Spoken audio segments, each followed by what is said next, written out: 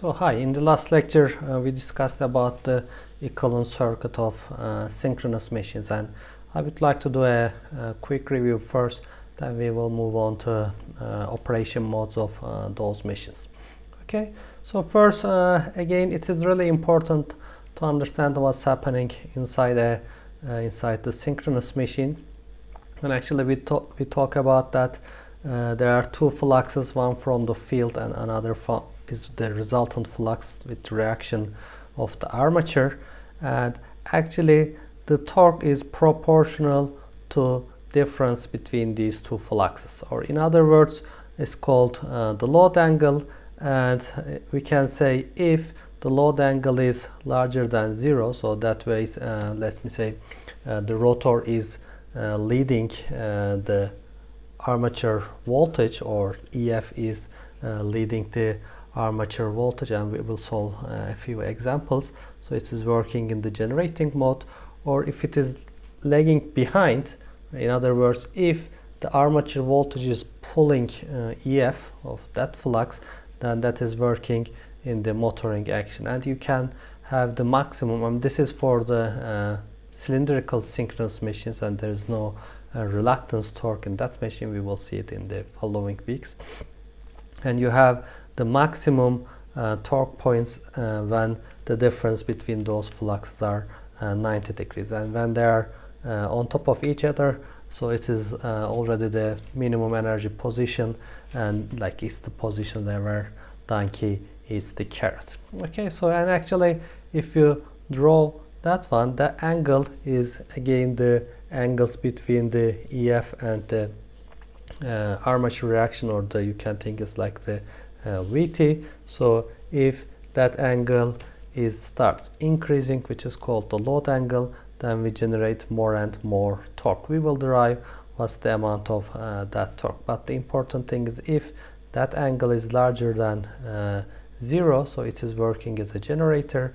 If it is lagging behind, then it is working as a motor. Okay, so the simple equivalent circuit is you have the EF, and actually EF is the resultant, so is the resultant of the induced voltages. So you have the rotor excited with some DC, and you rotate it, and you have like 3-phase coils, and you induce some voltage. So that is the induced voltage, or that is the voltage that you measure from the terminal voltage if there is no current. But whenever you draw some current, due to the inductance of the armature windings, we will have some voltage difference between these two ones. And I will last lecture we discussed purely on the phasor domain, and today I will show you a couple of real-time signals for you to understand that concept better.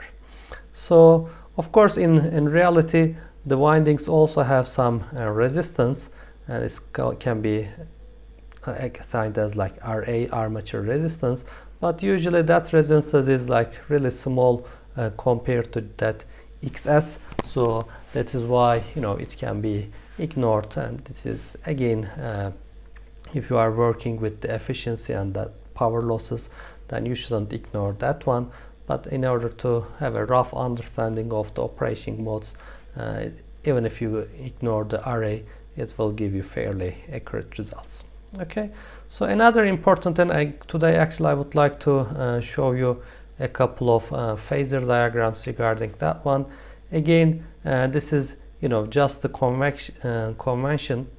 So if the machine is working as a generator, so we show the armature current as if it is going out of the terminals, and if it is working as a motor, it is as if it is going into the terminals. And again, it is difficult to think in terms of AC, because again it's not really getting into that one, it is just a phasor definition, so it's an AC current is going in and out anyways.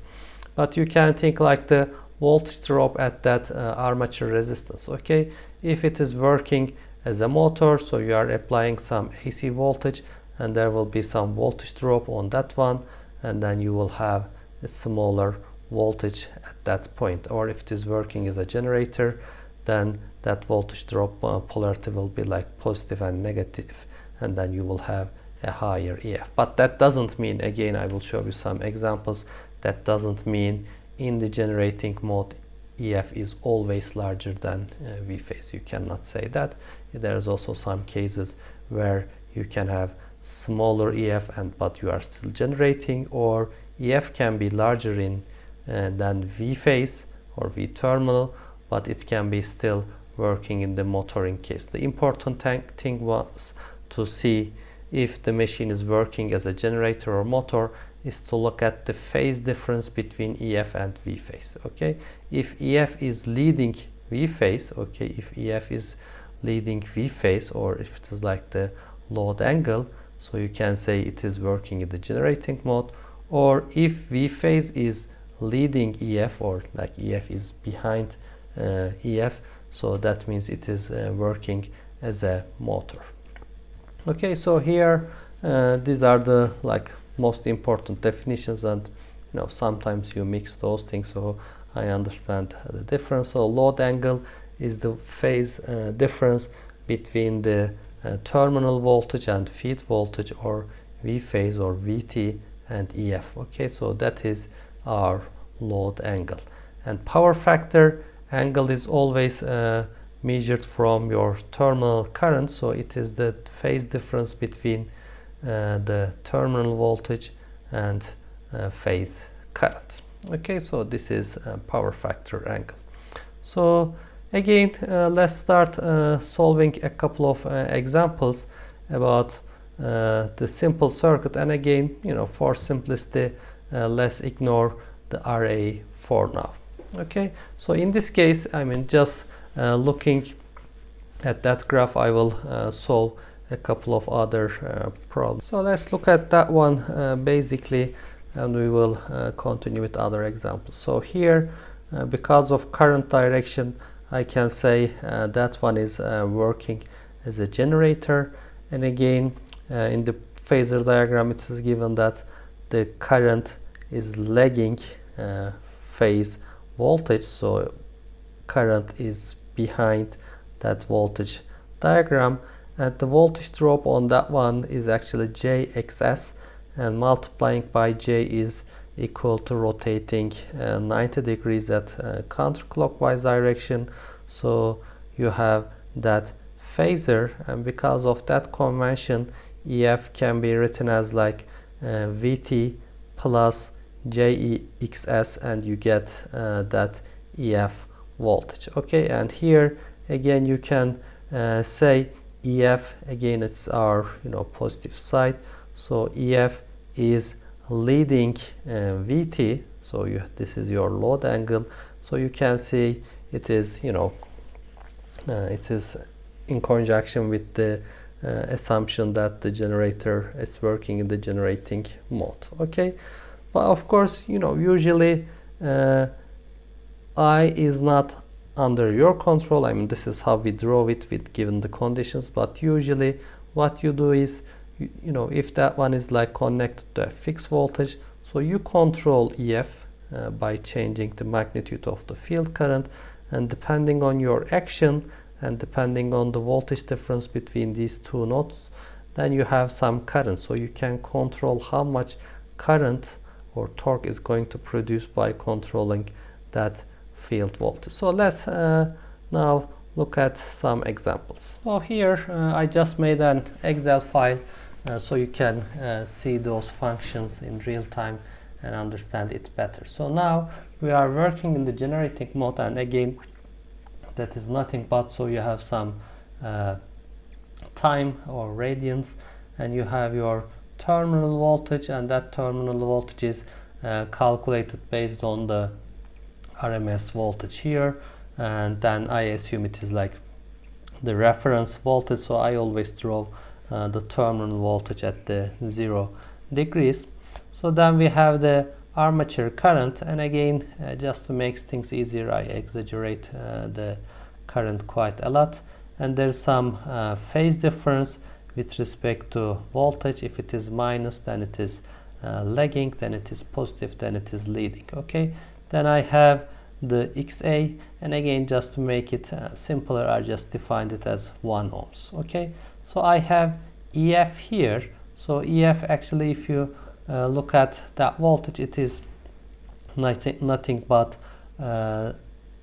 the VT, okay, plus EH times JXA gives you the EF. Okay, so let me write, okay, we have 230 volts RMS here, so let's define the current as 0 at first. Okay, so here, I don't know if you can see, but the blue one is the terminal voltage, so this is the RMS voltage, so you can have slightly square root 2 of that RMS voltage. And since there is no current at the moment, EF is equal to VT, right? So again here, for example, if there is no current flowing in that thing, so EF is equal to VT, and actually EF is equal to VT, that load angle is 0. They are already in phase with that one. So let's give some current, and again now there is no phase difference between the voltage and the current, so it's at unity power factor. So let's define it 1 amps, for example, or sorry, it's too late, too small. Let's say 100 amps. Okay, so let's have a look at the graphs. So first we have the blue one. Okay, so this is our terminal voltage. Then we have the red one, it is the armature current, and they are in phase. Then we have the JXA times IA. Okay, so it is multiplied by J, so that is rotating counterclockwise direction 90 degrees, or in other words, it starts leading the current 90 degrees. So actually, if you compare the red one and the orange one, okay, so the orange one is leading the current, JX is leading IA because of the J term here, 90 degrees. Okay, so EF is actually, let me write here if you want, so it is VT plus JX IA. Okay, so it is nothing but the addition of these two, and actually you can again calculate it yourself. And the interesting thing, and again I will do it in the phasor, so now you can see EF, okay, in that configuration EF is leading VT. Okay, EF is leading VT, and moreover, actually its magnitude is larger than VT. So let's draw that in the phasor diagram, and I hope it will be clear. So okay, now let's say we are working in as a generating mode, so we have the same convention that I showed in the graph. So that is our VT, so I have IA, so I would like to write EF. Okay, so I can write EF is equal to VT plus JXS times IA, right? So, and let me put our graph here. So that is, okay, that is what we have in real time, and let's try to plot the same graph in the phasor domain, right? So first let me use the same color code. So I will have, it's maybe a lighter version. So let's say this is my VT, right? So this is my VT phasor. So it is the blue one here. And IA, okay, IA is in phase, okay, that is sometimes it's just, so this is IA, it is smaller but in phase with VT, and I am now multiplying it with JXS, So jxs is the orange one, so it becomes like that, right?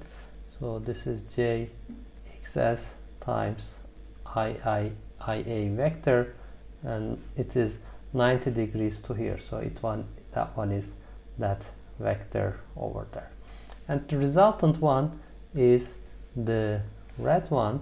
Okay, so this is my EF. So instead of, the idea of the phasors is, instead of always trying to plot, that kind of sinusoids, that graph tells the same story with that one, right? So here that is the load angle, and similarly you can define the load angle. Try to draw it here.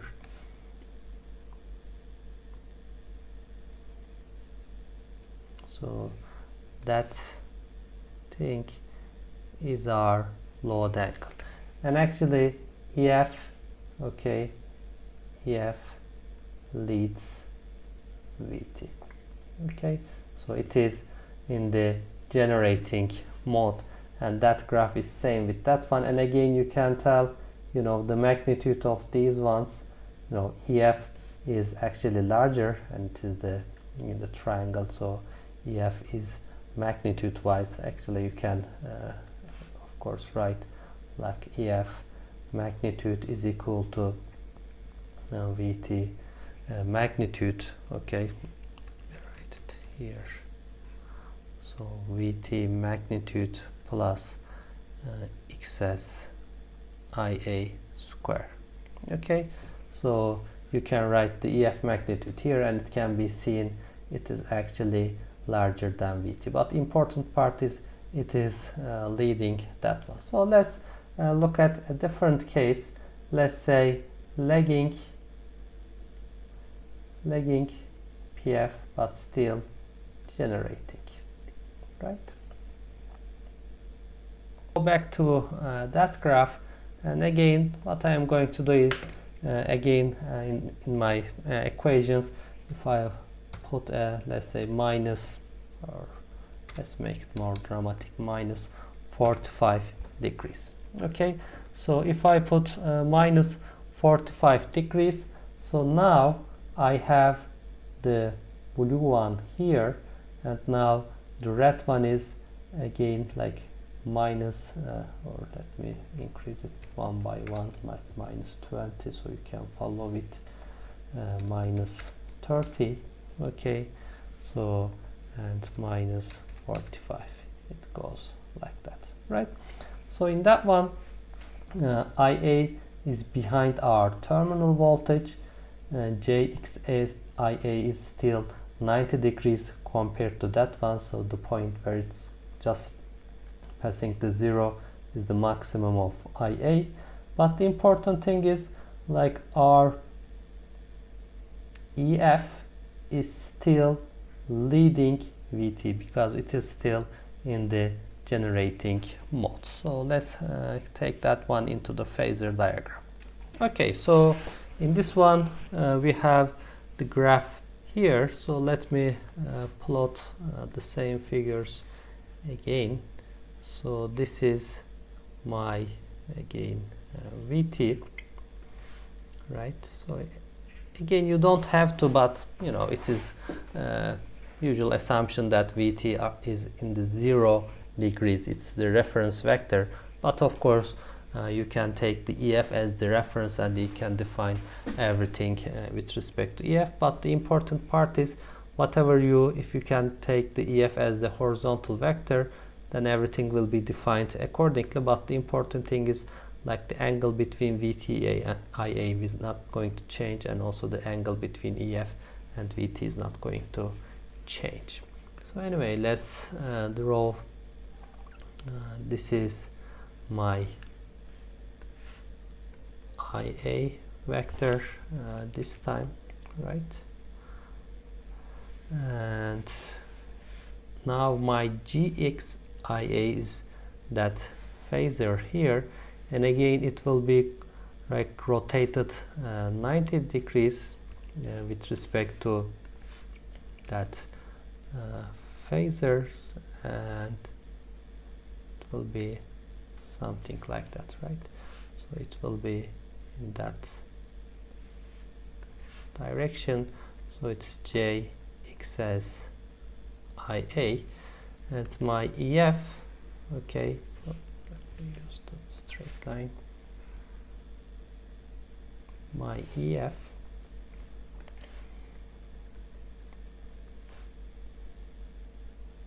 okay, so even if you have the same current magnitude, okay, so the important thing is like compared to the previous one, okay, so EF magnitude is increased, okay, and because, you know, look at those values and look at, you know, that one and that one. However, the load angle is decreased. So in other words, because your lagging power factor, some of the energy that you are going is not converted to the real power, so the force actually is reduced, so you will have less power factor compared to that one. Or if you would like to operate at the lagging power factor, EF should be increased. Remember, EF is proportional with the field current, so IF is increased to operate, if you want to operate at the lagging power factor. Again, IA is not given, okay, it says usually you have fixed VT, you can control EF, and the current is the result of the difference between these two nodes. Okay, so I mean here just for the convenience I say I draw it from IA, but the actual part is, so you have VT and you define EF, and the current actually fills the gap. So the current is due to that difference between these two voltages. Okay, if they are in phase, then there will be no current. But anyway, so I hope, you know, you can like go from here to here like easily. So they are still, you know, saying the same thing, but instead of dealing with the real phasors, it is always much easier to think in terms of phasors. So let's complete the last part for the let's have a look at the leading, okay, leading power factor in the generating mode. So let's have a look at that one. So now let's make it 0. Again, it is unity. So now let's make it, let's start making it leading. So 10, I don't know, 20, again 30, and 45. Okay. Okay, so it is 45 degrees, and you can see IA, okay, IA, the red one, is ahead of our VT, right? So it is leading. JXA IA is still leading that one by 90 degrees, and here what we see is our EF has reduced, the magnitude has reduced, but it is still leading. Okay, EF is still leading VT, and that is still working in the generating mode. So here I put the same graph, and let's plot the same figures. Okay, and actually I strongly advise you to draw those phasors yourself. So I think that's the best way to have practice. So in this one, our now VT, okay, so IA is leading. Okay, so this is our, let's write it here. So this is leading, okay, IA, and again I need to, again it will be 90 degrees. Okay, so if this one is here, it will be in that direction. So that will be my, it's quite small, let me use the, I think I should have used the orange one in the previous case, by the way. So this is JXS IA, and again EF is the addition of these two vectors, that is EF, right? And that one is load angle. Okay, so what you can see here, compared to unity power factor, actually if you work in lagging power factor, you end up with a larger magnitude EF. Okay, but if you work in leading power factor, actually EF is reduced. Okay, so here EF is reduced. So you can again remember it from the first semester, like the voltage regulation of transformers. So actually if you are working in leading power factor, then your voltage regulation is negative, or in other words, you're with an inductive load working in leading power factor, the voltage gets larger. Okay, actually if you think of here, so you can think like this an AC system, and you have some series inductance, you are drawing some current. So you can think like this a voltage source and you have a load here. So once you draw some leading power factor, actually that's what's happening with EF and VT. So initial voltage source, you can think that way, is smaller, but the output voltage is larger. Okay, EF is larger, but that EF is still leading VT. Okay, even if, that is the important part, even if the EF, okay, write it here, EF magnitude is smaller than VT, but still sending some power. So power flow in this case is in all these theory cases like power flow in that direction. We will derive that one, but that is a really important property for the AC systems. So in DC systems, the power always flows from higher voltage to the lower voltage, but in AC systems, actually you can still transfer power from lower voltage side to higher voltage side, even if the only case is it has to be leading. Okay, so now let's continue with, okay, this is all in the generating mode. So let's continue with what happens with the motoring mode. Okay, so in the motoring mode, so the only important, that is by definition, and it is now the direction of current is getting inside to the IA. This is just to define for the power flow. So you can define the voltage and current, so you can define the power is going into the machine and it is being converted to some mechanical power. So in this case, if you define IA, in the previous case it was coming out of the IA, so it gives you a power flow out of the machine, and now it is getting into that one. So you can say, again, they are not like DC voltages, but just for convenient. Okay, so you can think like it is minus and positive in that direction.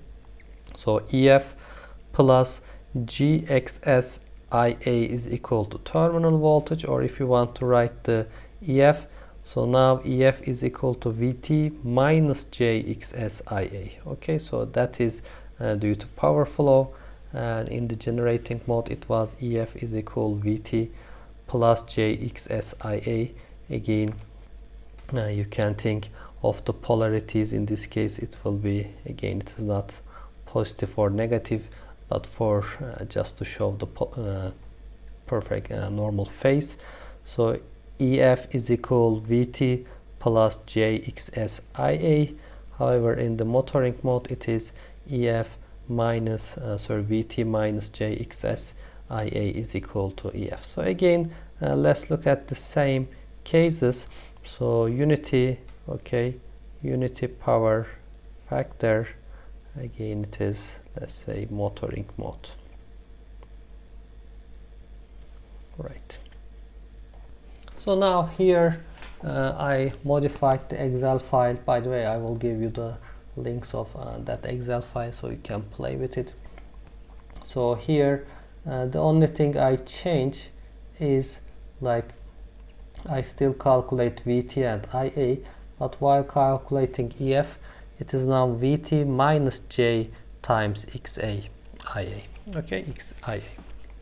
So here the current is 0, and if current is 0, again you can see the terminal voltage is exactly same with the EF, so there is no torque in the system, so they are, you know, all aligned like the open circuit voltage, so there is no current, so VT is equal to IF. So let's give us some current at the unity power factor. So now VT, okay, so VT, we have VT, and IF is still in phase with that one, and JXSIA, JXIA is still leading the current by 90 degrees, but now we are subtracting that term from VT. So now you can see EF is still larger than VT.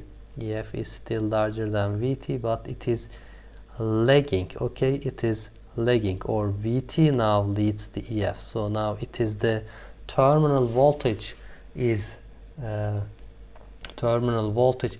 caret, and rotor is trying to catch it. Okay, rotor or donkey is coming behind the terminal voltage. Okay, so this is the real-time phasors and real-time signals. Let's draw the phasors. So now again let's try to draw all those signals. Again I draw my VT first, okay, and then I will have my IA, right? Normally, I mean, this is my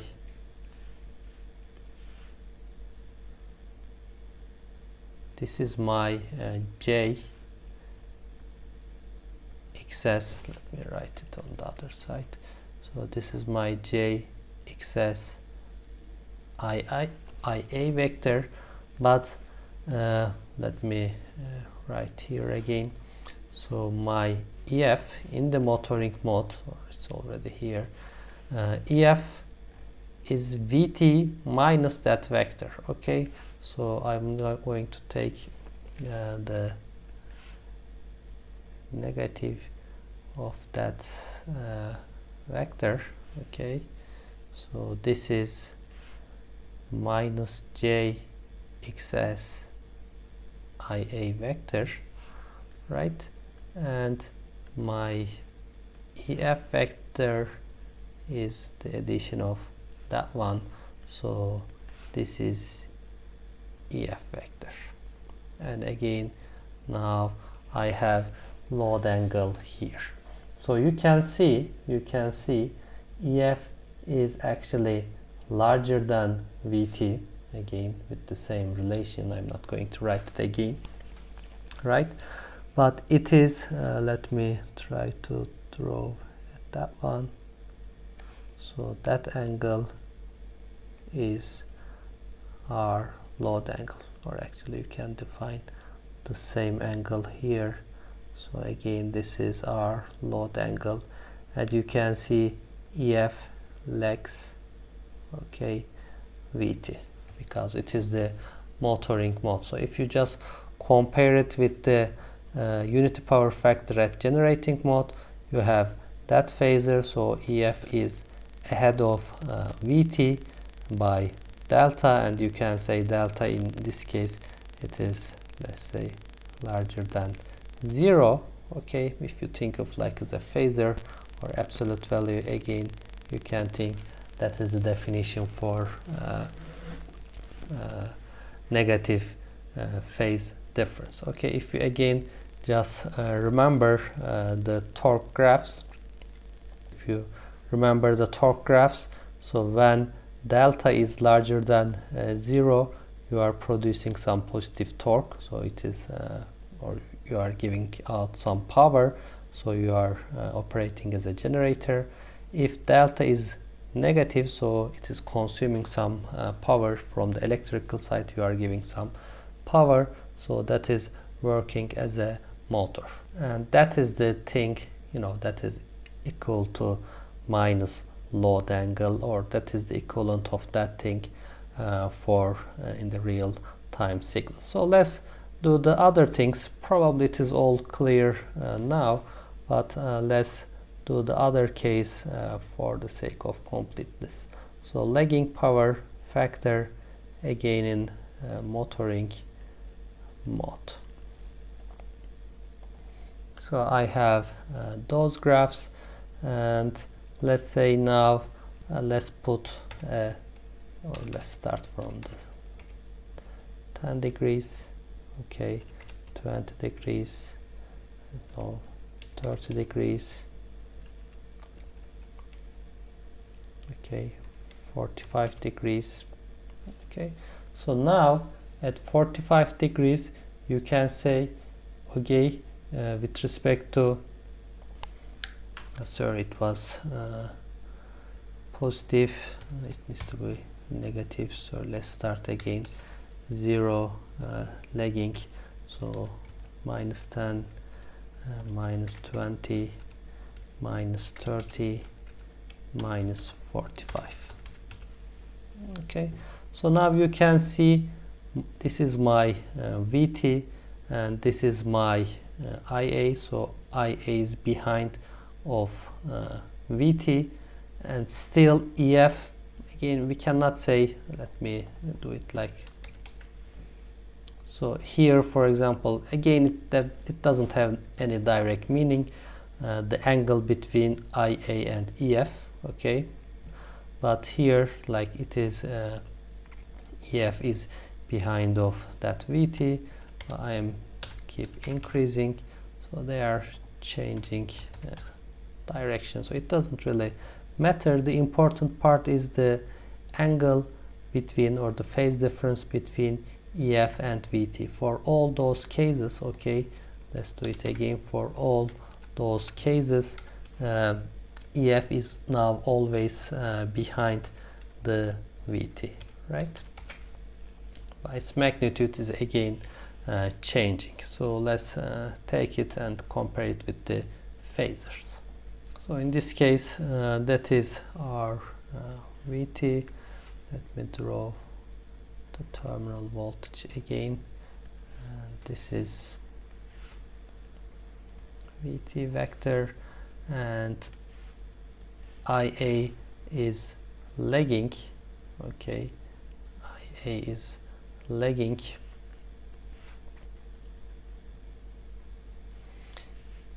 And again, normally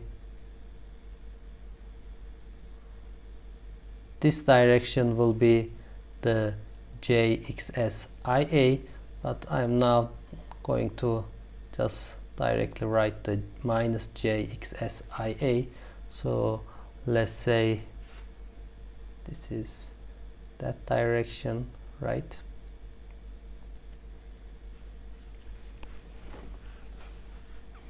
Or let's just give me a second.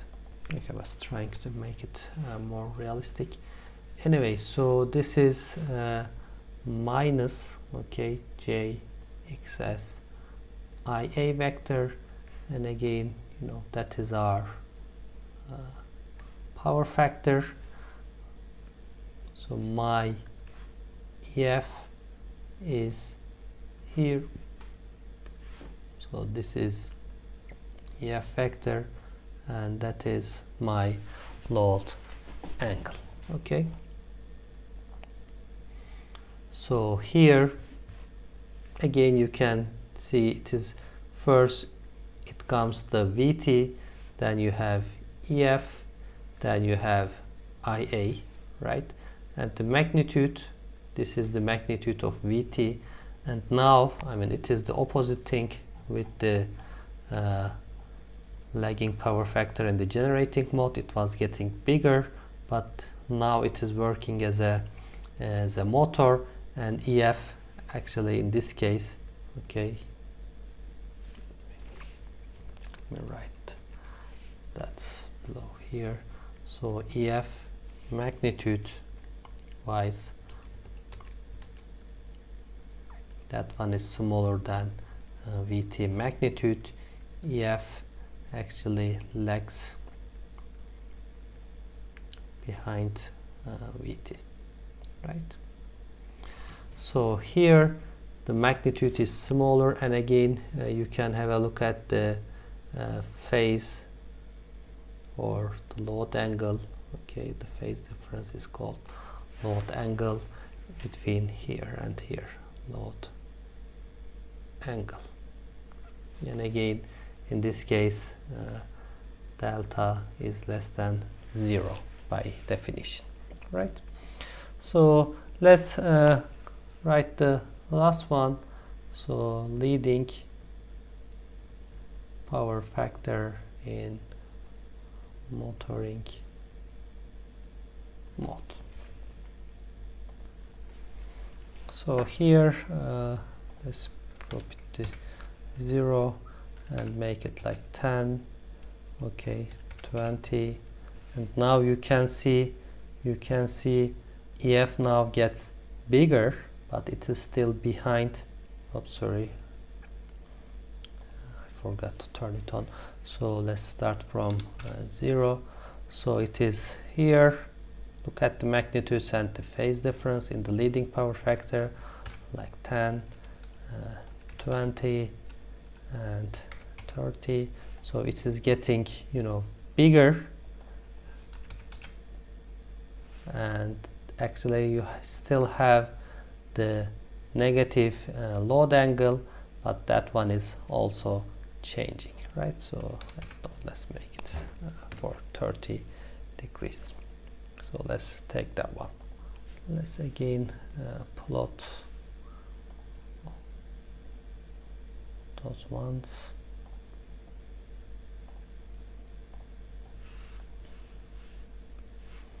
So again, now this one is Vt, and I have leading power factor.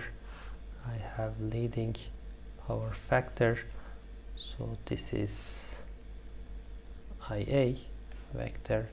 This is our power factor angle. So normally the direction will be JXS will be in that direction, but I'm going to write minus JXS, so it will be the same line but going to the other side. So this is minus JXS IA vector, or this one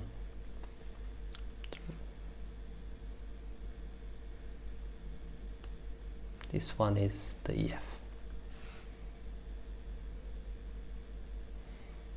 So this is my load angle, and actually here EF magnitude is larger than Vt magnitude, right?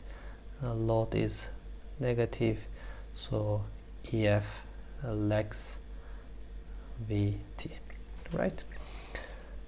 And here you can see, like, again from the phasor diagram, that EF gets bigger magnitude wise, but you can still see the load angle between those ones. The EF is still lagging Vt.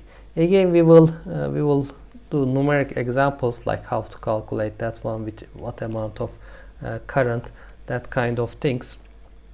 But it is really important to understand all those phasor diagrams and the conventions of that one. Right. So okay, these are, you know, all the diagrams, but again in this case we neglected array, just for the sake of completeness. So let's write the models with array, right? I'm not going to draw the actual phasors, but let's have a look at the generating mode. Okay, with array. So let's have a look at how does the equivalent circuit look like. So now you have resistance RA and XS. At the same time you have EF here, and this is VT, right? So let's have a look at the case with lagging power factor. So first let me write the equations, and again, if this is IA, now I can write previously EF is equal to, remember, without that one, EF is equal to VT times JXS IA. So now it can be written as like EF is equal to VT vector, okay, plus IA times resistance plus IA times JXS, right? Or VT plus IA RA plus JXS, right? So the important part is here you are multiplying the phasor by J, and multiplying by J is rotating that direction. I don't know if it's the same due to the camera angle, but rotating counterclockwise 90 degrees. However, RA resistance is just a scalar value, and the voltage difference due to that resistance will be a voltage in phase with RA, right? So let me try to draw all those phasors. So here that will be my VT. Let me get rid of myself. So that will be VT. Okay, so that will be lagging power factor. Again, we can draw the unit power factor. Maybe it will be easier, or anyway, I think it will be easier. So let's me delete that one, and let's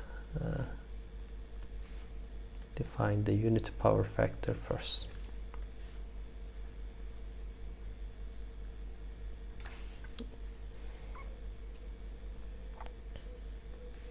So my current is in phase.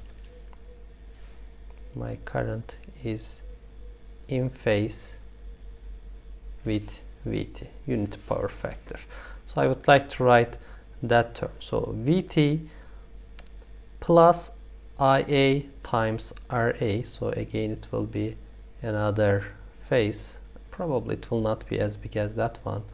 I'm just because the value of RA is very small compared to other one. But if this is IA vector, and then you will have IA times RA is in the same direction, then you will have the JXS component, so it will be something like that. Okay, that will be JXS IA, and that will be the EF. Okay, so that is my EF. So again, if you didn't have the RA, so it will be somewhere here. Okay, it will be somewhere here. So EF now has to bigger. I'm not talking about the load angle. There's also some variation in the load angle because of the losses in that one. But apart from that losses, also you need to compensate for that voltage drop. So if there were no IA, so there will not be any resistances here, your phasor will be somewhere here. So you can generate the same EF with a smaller field current, but now you have to increase it to compensate with the voltage drop. Anyway, so this is the normal unity power factor. Let's have a look at the lagging power factor, right? So in that one, so let's go down to here.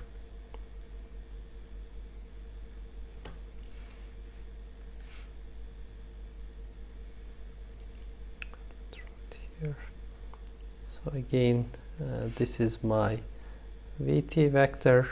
Now I have a lagging power factor like that. Okay.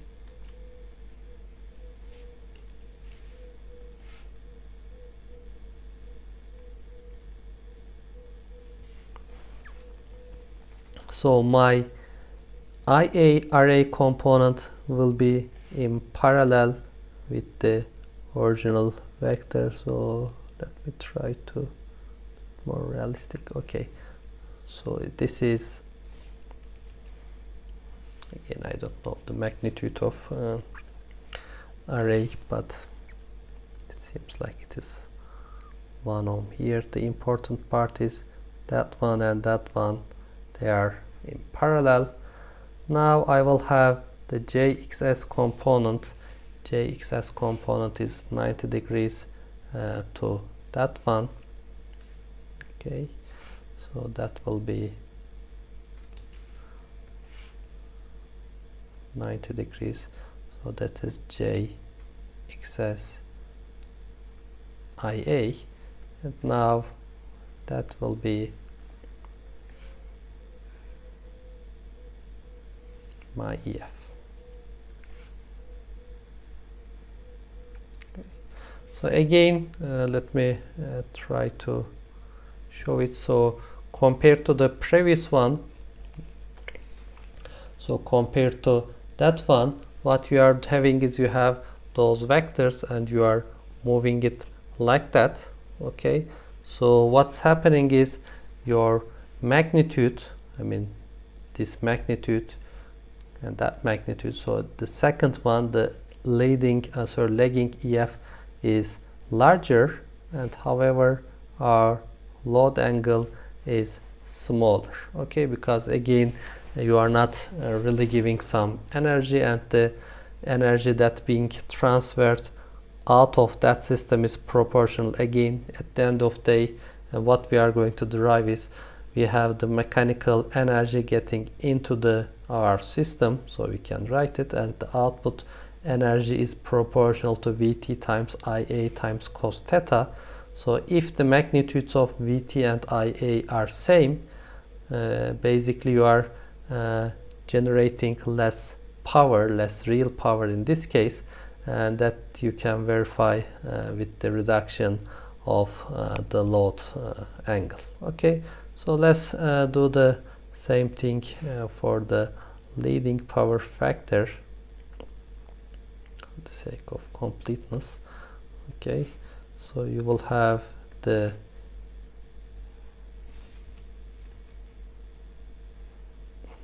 Vt. In this case you have a leading power factor like that. This will be Ia, so that is your power factor, and that will be in parallel with the original one. So this is Ia times Ra vector. Okay, they are in parallel, and then you have the JXA, so it is still 90 degrees to to the original one. So this is J XS IA vector, and now your resultant EF is that one. Okay, don't worry about the magnitudes and the load angles. We will derive the equations, but I just want you to understand the main concepts. Okay, how does it changes from unity power factor to leading power factor? So actually they are, the same things like we did here. Okay, they are the same things like we did here, but on top of the JXS we have the resistive components IA. Okay, so actually I also put the Excel files so you can play with those things. So there's generating mode with some resistance. I will upload the links, and again, you don't get any fancy results, so you have the resistance here, so you can now have the VT, IA, JXS, and the voltage drop at R, okay, and EF. They are basically the same things. The color are changed because the number of parameters, but you can play with that Excel file as well. So for the sake of completeness, let's do the same thing with the motoring mode. So I draw the equivalent circuit already. So we have EF, JXS here, RA here, and again our current direction is into the machine, so we have power flow into the mechanical side from the electrical side.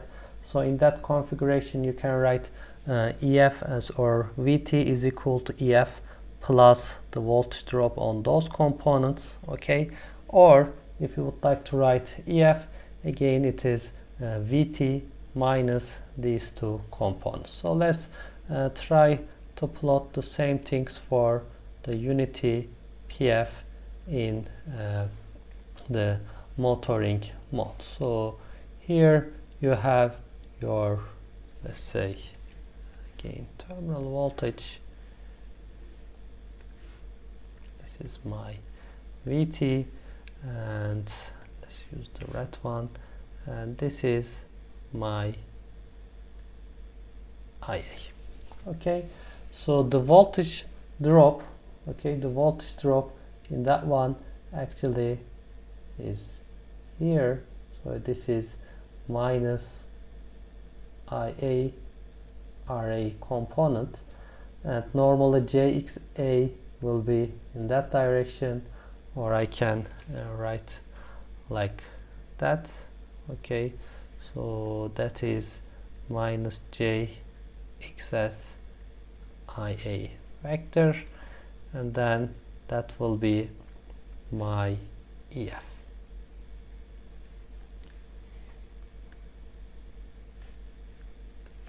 That will be my EF vector here, and that is my load angle.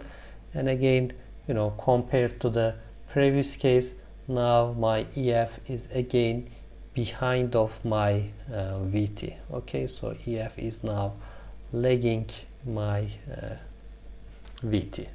Okay, so now let's write for the lagging current or lagging power factor. In this case I have the VT here again. Say this is my VT. Now my current is in that direction. Here's theta. IA vector is here, and now normally it will be IA RA will be in that direction, so I will get the negative of that value that way, so that will be minus IA RA vector here. And again, normally my JXA will be in that direction, so now it will be in the opposite direction. Or I mean, you can just draw the positive ones and you can get the negative ones later on. This is just for a reference. J, XS, IA, and here that is my EF. So again, the magnitude of that EF is reduced, so does the load angle. So let's have a look at the leading current or leading power factor. In this one, let me draw the VT first. And now this will be my IA. Okay, so normally it will be that way, but it will be minus, will be in that direction.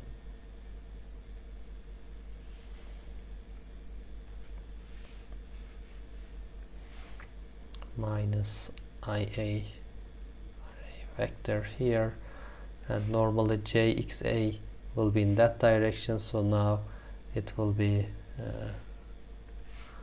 in the opposite direction here. Okay, so this is JXS IA, and that will be my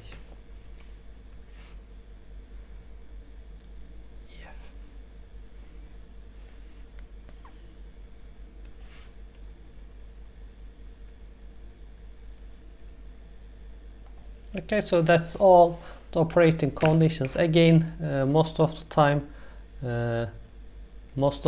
we ignore that array if you are not really doing accurate power calculations, efficiency calculations. The magnitude is smaller, but I think the important part is you need to understand the relation between those phasors and the real-time signals, and understand what is delta, the load angle, both in phasor and in time definitions. And you need to understand like lagging, leading, power factors, the definition of the power factor and the definition of the load angle, because we will be using those terms.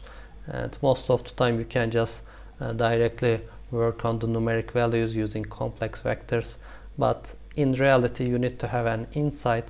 All those complex number J's or phasors are actually some sinusoids in real time. And again, don't forget the full equivalent circuit. So what we are modeling is that one and that one, so these two are the most important parts, but in reality we have the RA as well.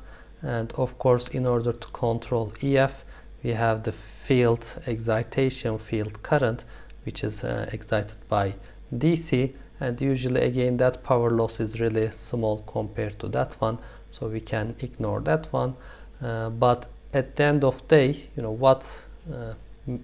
don't get the impression that like we decide we have the voltage and we have the current and we try to find EF. No, it usually works the other way around. So we have V and we can control EF. Actually EF can be controlled by adjusting EF can be controlled by adjusting IF.